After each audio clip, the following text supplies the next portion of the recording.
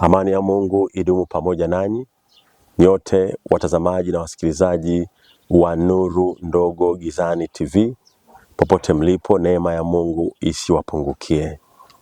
Leo tunalo neno la pekee sana. Nani ni role model wako? Who is your role model? Ambaye wewe unapenda awe icon, ujifunze kwake, uwe kama yeye. Nani? Tunamishe nyuso tuombe.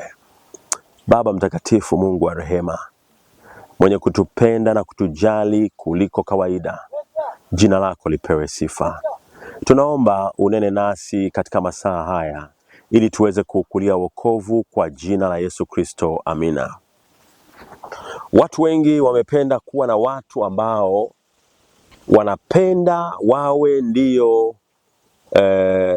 icon, ndio role model, ndio wajifunze kutoka kwao, tena upenda kuwa kama wao. Wakati mwingine watu upenda kuwa kama baadhi ya viongozi wa dunia hii ambao walishapita, huenda wameisha lala mauti au bado wanaishi. Wengine upenda kuwa kama wachungaji fulani mashuhuri ambao wamepita, wengine bado wanaishi.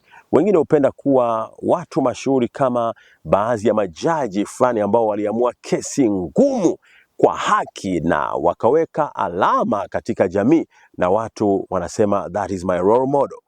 Wengine upenda kuwa kama wacheza mpira mashuhuri ambao wamefanya makubwa sana na majina yao yanaishi japo wengine wamelala mauti. Ninayo habari njema kwako. Katika kitabu cha Mathayo 11 mstari ule wa 29, maandiko matakatifu anasema, njooni kwangu ninyi nyote msumbukao na wenye kulemewa na mizigo, nami nitawapumzisha. 29, hiyo 28. 29 anasema, jitieni nira yangu, mjifunze kwangu, kwa kuwa mimi ni mpole na mnyenyekevu wa moyo, nanyi mtapata raha nafsini mwenu. Kama Kristo atakuwa ndio role model wako, utajifunza mambo makuu mawili ambayo yamekuwa ni bidhaa adimu katika uso wa sayari dunia: upole na unyenyekevu. Unaelekea kwenda kutoweka. Watu katika kipindi hiki ni wakali na ni wachungu. Watu katika kipindi hiki hawana unyenyekevu, lakini Kristo akiwa ni role model wako, utajifunza upole wake na unyenyekevu wake, na huo itakuwa ni maisha yako ya kila siku. Lakini haitaishia hapo, utapata raha katika nafsi yako. Kwa nini?